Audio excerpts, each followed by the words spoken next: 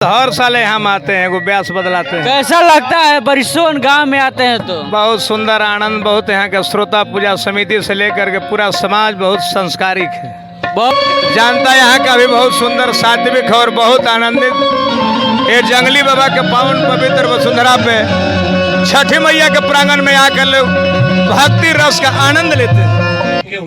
तुमको भतार मिल गई लाड़ चढ़े तो हम चले क्या हम देखे हर सुन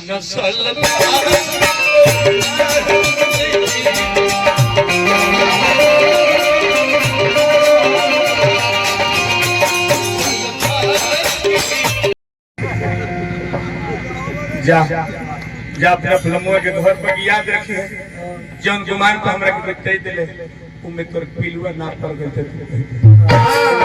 प्लास्टिक के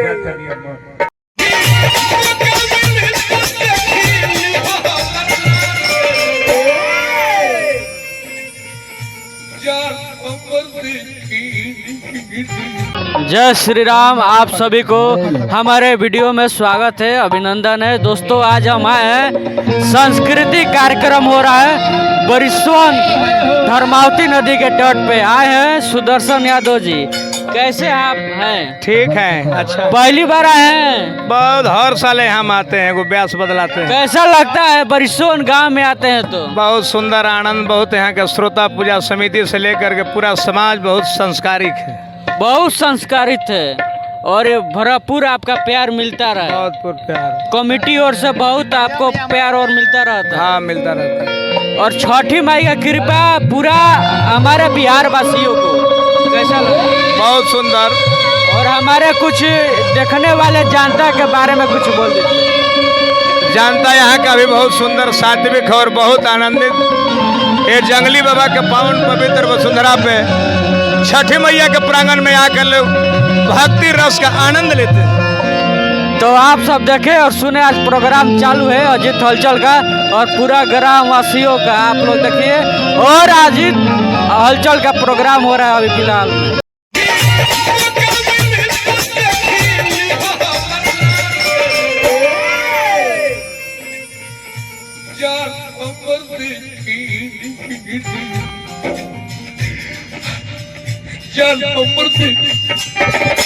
तुम क्यों रो रही हो? तुमको भतार मिल गई लाड़ चढ़े तो हम चले क्या हम देखे हर सुन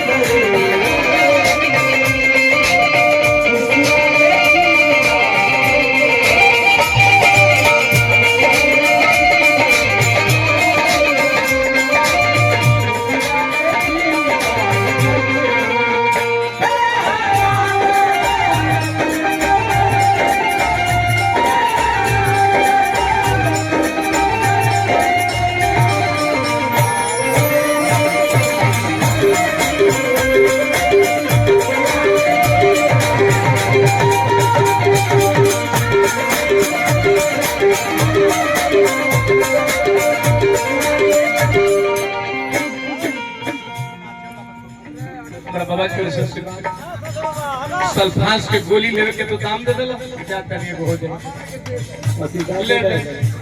ले सुना स्वीटी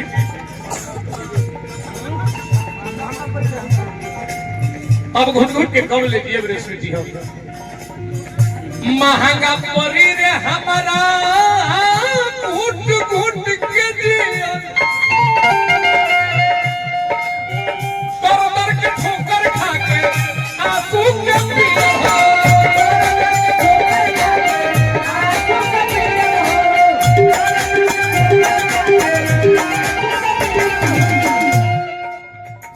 महंगा परी रे हमार घुट घुट के दिया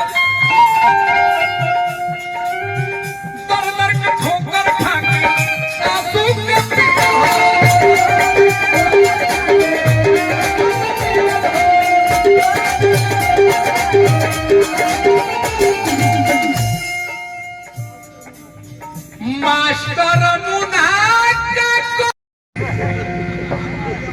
जा जा अपने फिल्मों के घर पर याद रखिए जौन गुमान को हमरा के बतई देले उमे तोर पिलुआ ना पर गई थे प्लास्टिक के